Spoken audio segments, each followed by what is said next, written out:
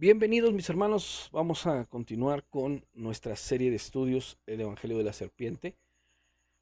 Hoy vamos a hacer, digámoslo así, una continuación de nuestro estudio anterior, que fue eh, en donde estuvimos hablando de Nimrod, este personaje que a través de la historia, a través del tiempo, sigue infiltrando en nosotros algunas costumbres y algunas tradiciones.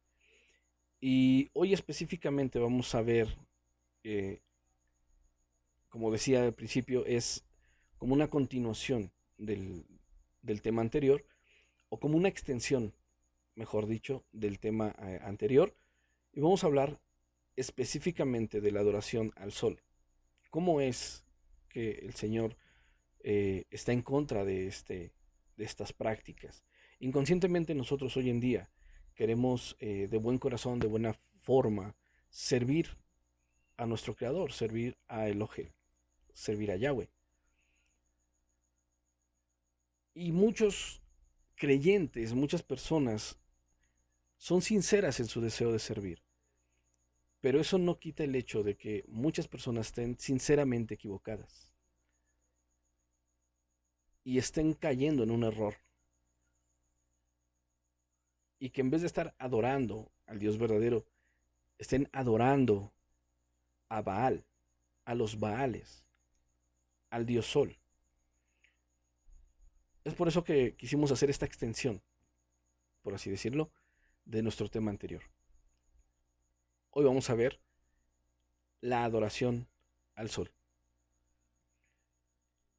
Vamos a nuestra escritura en Deuteronomio capítulo 4, verso 19, que dice así: Además, cuando miren hacia los cielos y vean el sol, la luna y las estrellas, todas las fuerzas del cielo, no caigan en la tentación de rendirles culto.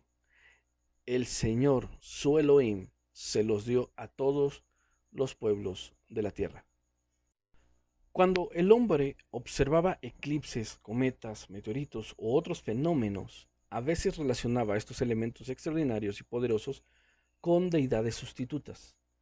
Algunas personas, antes del tiempo de Abraham, habían comenzado a adorar al sol. Ya lo vimos en la clase anterior, cómo Nimrod estableció este sistema de creencias al dios Baal, que es el dios sol. Cuando Nimrod murió, también vimos que Semiramis, la esposa de Nimrod, continuó con este culto idolátrico, proponiendo ahora que Nimrod se había convertido en el mismísimo dios Baal, en el mismo dios Sol, y ella se encargó de diseminar esta creencia con toda la gente que los seguía. Cuando Yahweh baja a confundir las lenguas de la gente que estaba en la Torre de Babel, y dice que las dispersó por todo el mundo. Cuando vino esta dispersión, nosotros tenemos en la mente que todo esto pasó en cuestión de días, pero tenemos que entrar en la perspectiva, realmente entrar en el contexto histórico, y sabemos que la construcción de Babel, de la Torre de Babel, se llevó años. Durante muchos años, Nimrod estuvo metiendo en la mente de las personas esta adoración idolátrica. Y aun cuando él murió y Semiramis continuó con este legado idolátrico, pasó mucho tiempo. Cuando el Señor bajó, destruyó la torre y mezcló sus lenguas y esta gente se empezó a dispersar, el sistema idolátrico que había metido Satanás por medio de Nimrod y Semiramis hacia todos los pueblos que estaban en la tierra del Senar, cada una de estas personas que fueron dispersadas se llevaron este aprendizaje pagano e idolátrico y lo adaptaron a sus formas, a sus lenguas, a sus tradiciones y a sus usos y costumbres de cada uno de los pueblos que se fueron formando. Es por eso que vemos que la gente empezaba a adorar al sol, a la luna, a las estrellas, considerándolas con un gran poder. Incluso hoy en día podemos ver que mucha gente sigue celebrando los solsticios, tanto el solsticio de invierno como el solsticio de verano. Y todas estas festividades están marcadas por una cuestión en particular en todas partes del mundo. Todas tienen celebraciones paganas. Gracias a la arqueología y los descubrimientos que han hecho, se han desenterrado muchas estructuras antiguas que están alineadas con los cuerpos celestes, que sugieren firmemente la idea de que esas personas adoraban las estrellas, el sol, la luna. Algunos ejemplos de estas construcciones es Stonehenge en el Reino Unido. Muchos han visto fotografías, han visto videos, han visto documentales de este lugar, que es un antiguo círculo de piedras con una historia marcada por la religión celta. También podemos ver las pirámides de Egipto, las tres grandes pirámides que se mantienen todavía en pie en Egipto, vistas desde el espacio, por así decirlo, se alinean perfectamente con lo que se conoce como el cinturón de Orión. Tres estrellas que están perfectamente alineadas y cada una de estas estrellas está perfectamente alineada con la punta de cada una de las pirámides egipcias. Podemos encontrar en muchas partes de Sur y Centroamérica construcciones que se alineaban con los solsticios. En México existe la pirámide del Sol y la pirámide de la Luna, que estas pirámides se alineaban en ciertas temporadas, en ciertos días del año, se alinean perfectamente con la salida y la puesta de estos astros.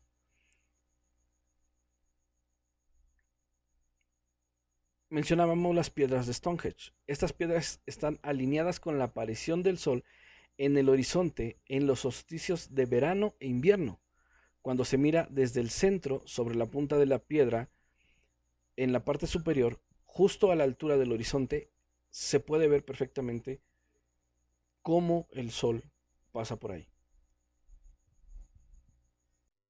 Uno de los puntos importantes por los cuales la gente observaba el movimiento de los astros, lo que era el sol, la luna y las estrellas, era por una situación prácticamente de poder y riqueza. Porque ellos particularmente podían dirigir a las masas sobre cuándo sembrar y cuándo cosechar. En el antiguo Egipto, aunque es probable que las dinastías tempranas de los gobernantes fueran monoteístas, con el paso del tiempo el sol adquirió una gran importancia en la religión de los egipcios y el rango del faraón. Recordemos que el padre de los egipcios era Misraim. Misraim era tío de Nimrod, según el relato bíblico. Para eso tenemos que estar o ser personas que estudiemos muy bien las genealogías. Si no estudiamos las genealogías, no vamos a entender de dónde salió gente importante, pueblos que en algún momento fueron importantes en el relato bíblico y que no vamos a entender de dónde salieron, ni quiénes son, ni por qué el Señor tenía ciertos designios para estos pueblos. Bien, los egipcios que vienen de Mizraim, sabemos por las genealogías bíblicas, por el contexto histórico y por lo que vimos la clase anterior, que Mizraim, el padre del pueblo egipcio, también tenía y también traía el culto idolátrico que fundó su sobrino Nimrod. Porque sabemos que Mizraim era uno de sus generales, era uno de sus soldados. Y cuando viene la dispersión, Mizraim y toda su gente, en ese momento el pueblo que empezaba a fundarse como Egipto,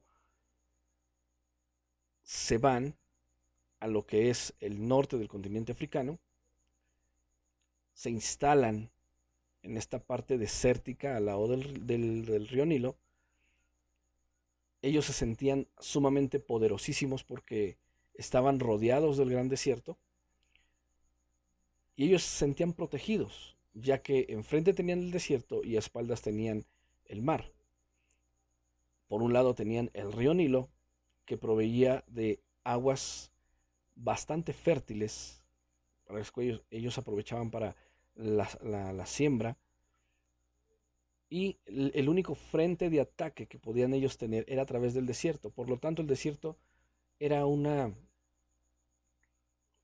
era como un muro para los egipcios, y ellos por más de 21 siglos permanecieron incólumes en lo que fue el imperio egipcio. Pero bueno, sabemos que el origen de su culto de adoración, de su sistema de adoración, viene del mismo sistema que Nimrod impartió. Algunos de los jeroglíficos representan al faraón con un sol en la cabeza. Amón-Ra, o Amun, como también se le conoce, fue considerado como el creador supremo, mientras que Ra era el antiguo dios del sol. Pero que los dos se combinaron en algún momento de la historia como Amón-Ra. Vemos que el culto al dios sol ya venía desde antes, cuando menos en la cultura de los egipcios. El gran complejo del templo de Karnak en el Nilo parece estar orientado en dirección al solsticio de verano, a través de la sala hipóstila y la sala de festividades adyacentes. Gerard Hawkins afirmó con gran certeza en su trabajo que hay evidencia de que el templo se había alineado con el sol de verano y que el complejo del templo contenía himnos de alabanza a ese dios que aparece al amanecer. De hecho, uno de los templos en el sitio de Karnak, cerca de la ciudad moderna de Luxor, lleva el nombre de Ra-or-Hakim, en antiguo nombre egipcio que se puede traducir como sol brillante en el horizonte. En el culto egipcio, Horus es el sol naciente, Ra es el sol del mediodía, y luego está Osiris, que es considerado también como el dios de los muertos, es el sol moribundo o el sol poniente. Algunos comentaristas incluso vinculan a Horus, Ra y Osiris con el concepto de la Trinidad cristiana. Uno de los faraones egipcios más conocidos fue Amenhotep IV, que eliminó a los muchos dioses del reino y le dijo a sus compatriotas que adoraran a un solo dios, representado por el disco solar conocido como Aten, e incluso cambió su nombre por el de Akenatón. Después de su muerte, Tutankaten, quien se había casado con una de sus hijas, le sucedió y volvió a las antiguas tradiciones y cambió su nombre por el de Tutankamón. En América Central y en América del Sur, las culturas antiguas de los aztecas y los mayas también dependían en gran medida de la adoración de los cuerpos celestes y desarrollaron calendarios bastante complejos. Sus templos, como el famoso complejo de Machu Picchu en Perú, también se ha asociado con el culto religioso inca dedicado a la adoración del sol.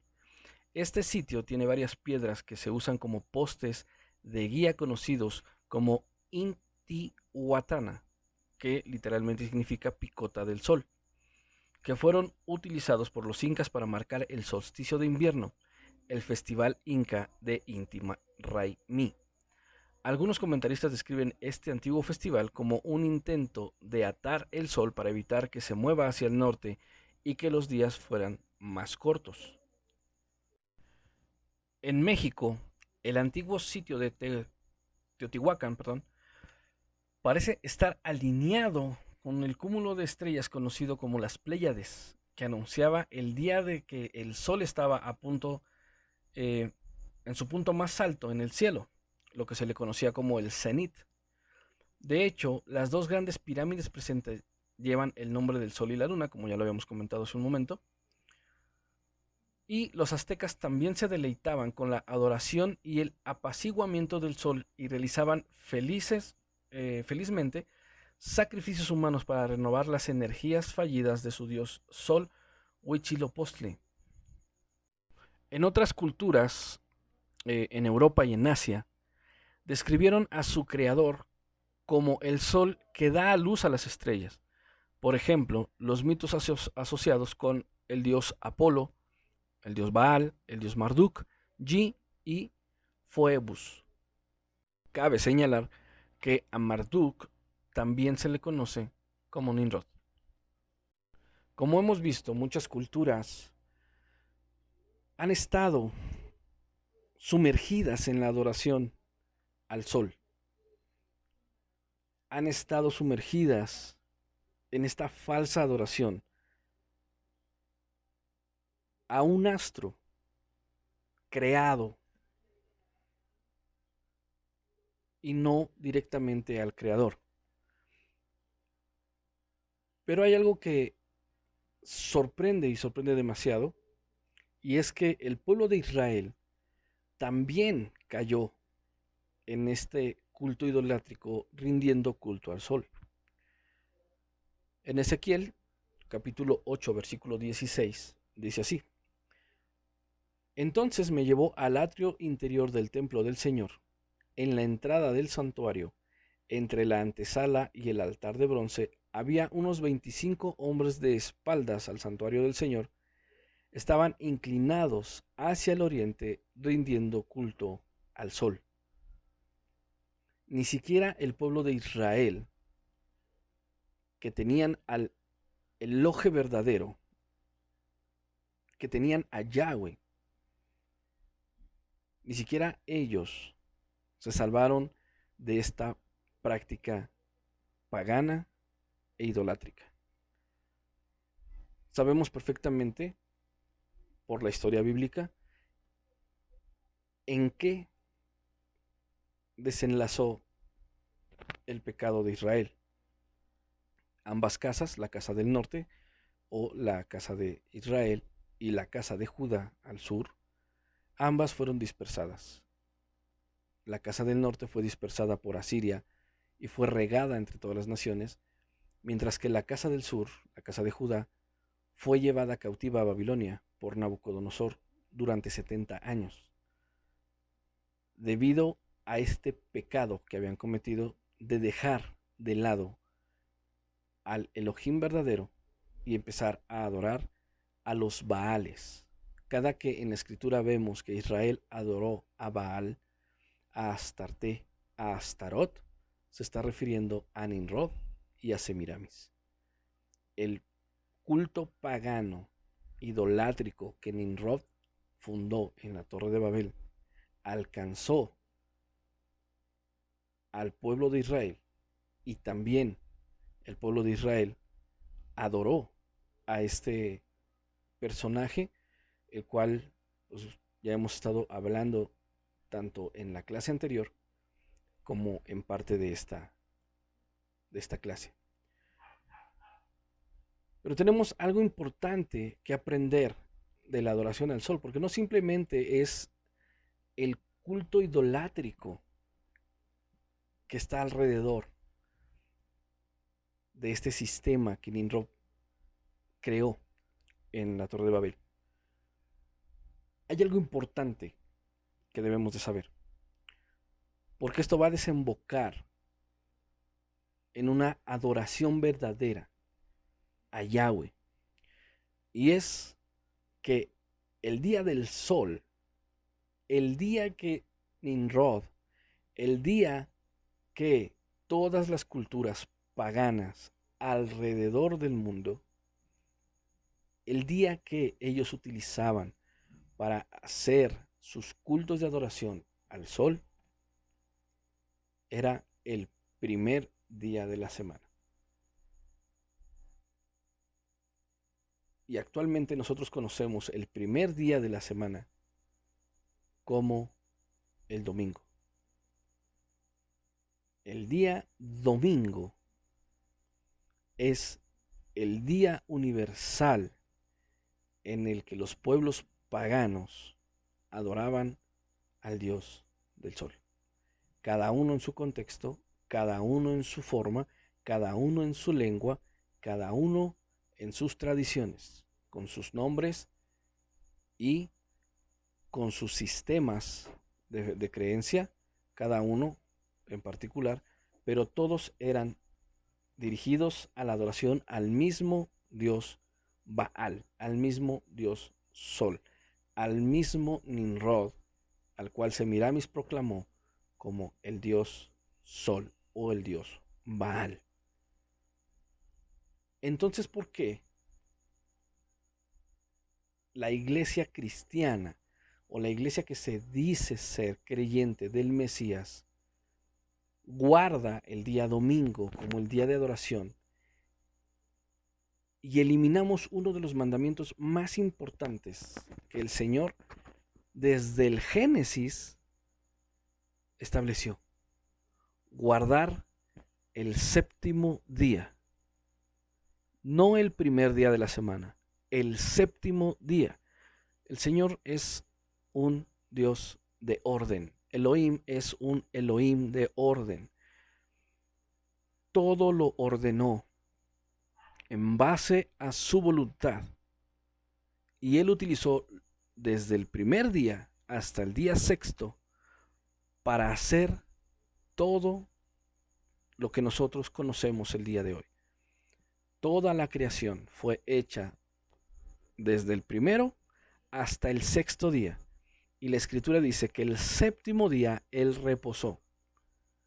No reposó el primer día de la semana, reposó el séptimo.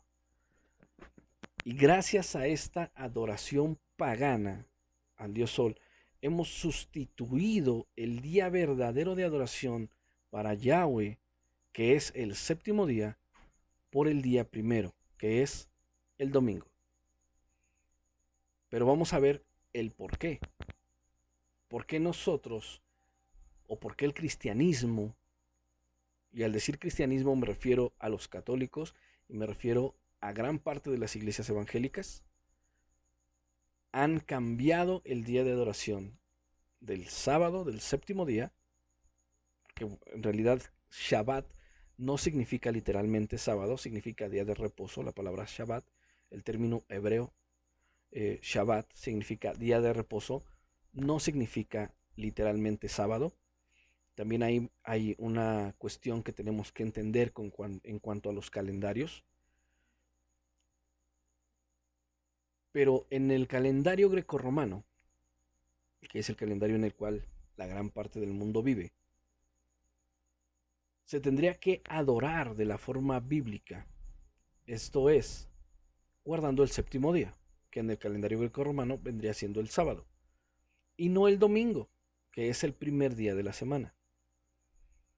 Pero vamos a ver por qué se cambió esto y por qué ahora nosotros adoramos en el día del sol. De hecho, si nosotros podemos verlo así, domingo en inglés se dice Sunday, día del sol. Hasta en el mismo calendario en inglés nos están diciendo que ese día es el día dedicado al dios sol. Pero vamos a ver por qué se cambió. La comunidad creyente en el mundo, ya casi en común acuerdo, se mantienen pegados a la falsa creencia de la resurrección dominical de nuestro Rey y Maestro Yahshua HaMashiach.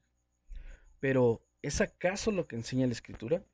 ¿Alguna vez se han tomado el tiempo para cavar la verdad por ustedes mismos? Ahora, al primer vistazo, esto parece algo pues no tan importante. Después de todo, Él resucitó de entre los muertos y porque Él vive, nosotros también vivimos. Y eso debería de ser lo importante, ¿o no? Pues bueno, vamos a decir que sí, pero al mismo tiempo, no. ¿Por qué? Si Él, Yahshua, no resucitó en el domingo por la mañana a la salida del sol, entonces ¿por qué se nos enseña y se nos dice que así fue? ¿No es acaso esto otro atentado por Satanás para engañar a los verdaderos seguidores de Yahshua y hacerlos que encajen en la adoración pagana de la deidad solar de Baal? ¿O el título que se le da comúnmente el dios del sol? ¿Acaso Hasatán ha engañado a las jerarquías religiosas a enseñarles esto a la gente del Mesías para esclavizar a los discípulos del Mashiach a la adoración de Baal, igual como lo hizo con sus ancestros? La palabra hebrea, eh, provecho, que podemos ver que Yahweh llama vanidad y vacío, en la cual no hay provecho a la adoración de los falsos dioses. La palabra provecho es la palabra olá, que literalmente significa ascensión. Así como un sacrificio a Yahweh le falta valor de ascensión o adoración ascendente, como dice Jeremías 16:19.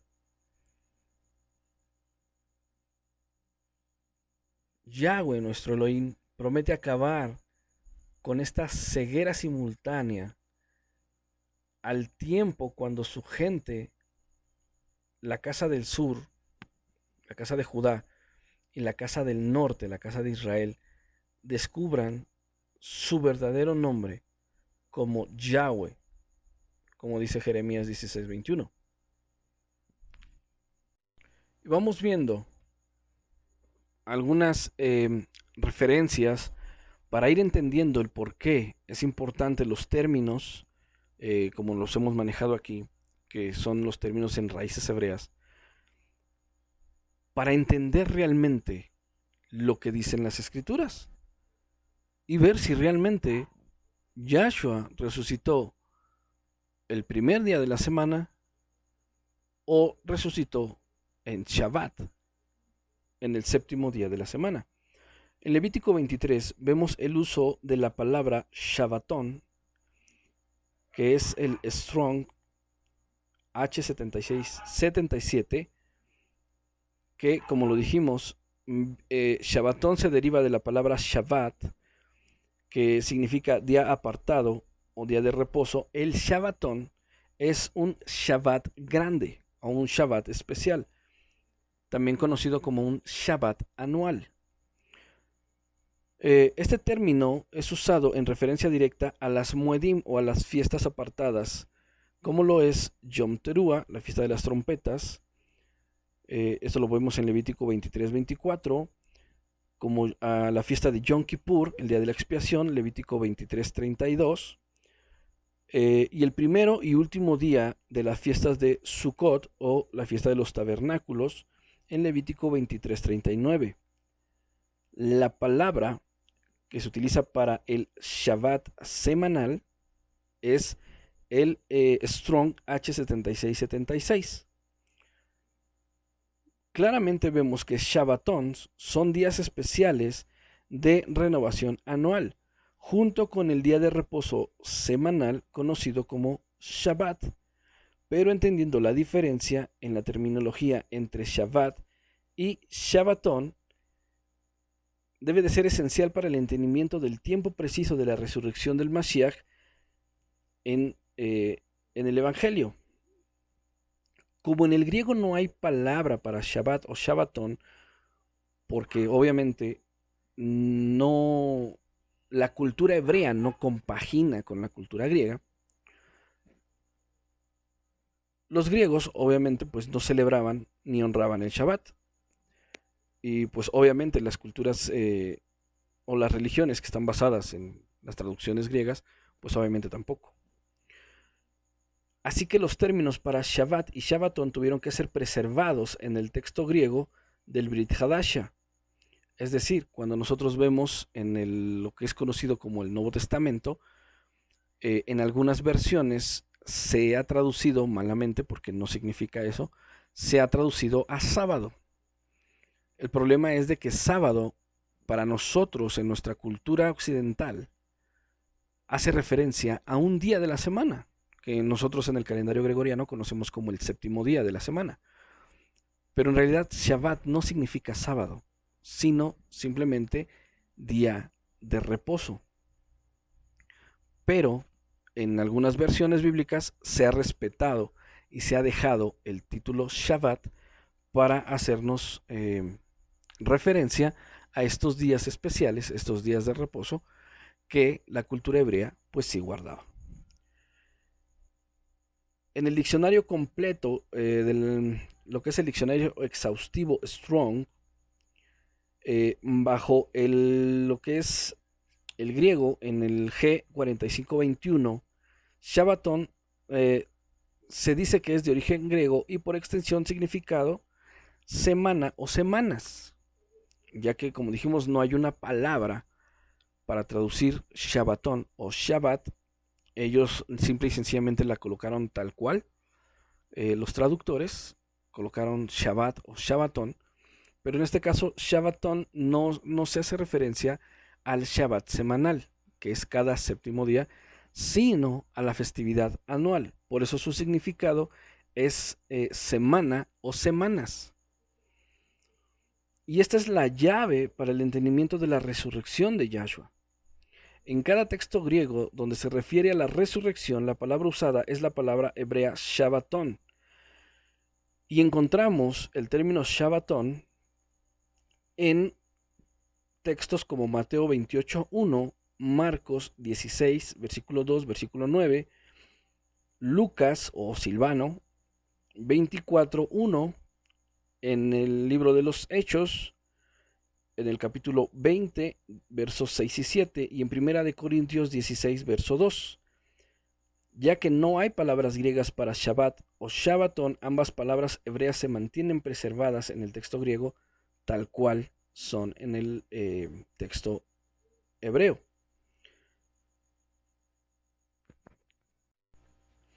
Vamos a ver Mateo 28.1, que dice, tarde en Shabbatón, mientras oscurecía, ahí la traducción hebrea sería Hazdalah Motzei Shabbat, y en lo que es el griego sería Ton Mia Shabbatón, vino Miriam. Ahora vemos el uso de la palabra Shabbatón dos veces, ya que Shabbatón es un término hebreo prestado para identificar días especiales de las festividades. Sabemos que esto se refiere a uno de los 7 Shabbats semanales entre la festividad de panes sin levadura y la festividad de Pentecostés o Sukkot, Shavuot, perdón, durante lo que es la cuenta del Homer. Aunque la palabra griega mía no significa primero, así como está impropiamente traducida, sino que significa uno. Mía es la palabra griega equivalente a la palabra hebrea echad en el Strong H3391.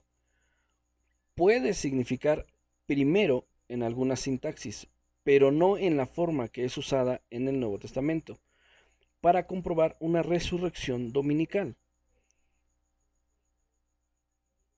Para que la palabra mía, que es griego, signifique domingo, la palabra griega mía tendría que ser usada en conjunto con la palabra griega emera, que la palabra griega emera su significado es día. En otras palabras, el griego tendría que decir mía emera para que pueda significar primer día, así como en el primer día en secuencia numérica de días. Pero aquí está el problema con aquellos que enseñan una resurrección el primer día o la resurrección dominical. La palabra día ha sido añadida a todos los textos de la resurrección, tal como Mateo 28:1, igual que en Marcos 16:2, Juan 21, Lucas 24:1, donde el griego lee mia ton shabbaton, que significa uno de semanas, o mia shabbaton, una semanas, con la palabra día añadida en cursiva. El término mia ton shabbaton aparece de nuevo sin la palabra día que ha sido añadida, ya que en el griego la palabra para día, emera, no aparece en ninguno de los textos de las buenas noticias acerca de la resurrección de Yeshua. Entonces, fácilmente podemos concluir que los traductores han tenido y todavía tienen una agenda a favor para justificar la experiencia de la adoración dominical. Pero aún tenemos un poquito más. La verdadera palabra griega para uno absoluto, así como en la secuencia de números, no es la palabra mía, sino la palabra protos, que significa primero, según el Strong G4413. Como en primero, en secuencia, primero como en primogénito o primordial. Si los textos del Brit Hadasha se referían a una resurrección dominical, la palabra que definitivamente haría eso sería la palabra protos. Cuando la palabra protos se utiliza como primero en orden de secuencia, no necesita el sustantivo emera para identificar el día como domingo, sino que simple y sencillamente usando la palabra protos, que podría significar en el primer, hubiera sido suficiente. En vez de utilizar protos emera, que leído tal cual sería primer día, el griego usa textos usando solo la palabra griega mía, que principalmente significa uno, no primero, especialmente sin el identificador añadido de la palabra emera, y conecta la palabra mía a la palabra hebrea, shabbatón. En todos los textos de la resurrección se dice que Yahshua resucitó mia ton shabbatón o mia shabbatón. En adición, algunos textos de la resurrección, como Mateo 28:1, nos da una clara perspicacia adicional a la resurrección de Yahshua, siendo al final o al término del Shabbat semanal. ¿Qué quiere decir esto? Cuando a Yahshua le preguntaron qué señal nos das, él dijo: no tendrán más señal que esta, la señal de Jonás. El Hijo del Hombre estará 3 días y 3 noches en el sepulcro. Los que defienden la adoración dominical, los que defienden la adoración en el día del sol, aseguran que Yahshua resucitó el domingo por la mañana. El problema de esta traducción es que no está respetando el reloj, por así decirlo, que utilizaban los hebreos. Para los hebreos, para los judíos, para el pueblo de Israel, el día terminaba con la puesta del sol. Era de puesta del sol a puesta de sol. Es decir, este audio, este video está siendo grabado hoy 18 de agosto. Y digamos que hoy, 18 de agosto, cuando el sol se ponga, si fuéramos israelitas, si fuéramos judíos, ya contemplaríamos que una vez que el sol se pone, que una vez que el sol se oculta, estaríamos ya en el día 19. Y mañana, que para nosotros en nuestro reloj y nuestro calendario sería 19, mañana a la puesta del sol se acabaría el día 19 y comenzaría el día 20. De puesta de sol a puesta de sol. Ahora, tenemos otro obstáculo, el cual no cuadra. Y es que muchos aseguran que Yahshua murió en viernes. Pero si Yahshua murió en viernes, no puede haber la señal de Jonás, porque de viernes a domingo no hay 3 días y tampoco hay 3 noches. La evidencia bíblica con respecto a los Shabbats y a los Shabbatons nos hacen referencia a que Yahshua murió antes de un Shabbatón. Murió un día miércoles, justamente en el día de la preparación de la cena de Pesaj, antes de comenzar el primer día de la festividad de los panes sin levadura, es decir, en el primer Shabbatón anual. El problema que mucha gente no está viendo, o la situación, es de que en el año que nuestro Mesías fue crucificado, era un año en donde se juntaba un Shabbat especial, un Shabbatón, con un Shabbat semanal.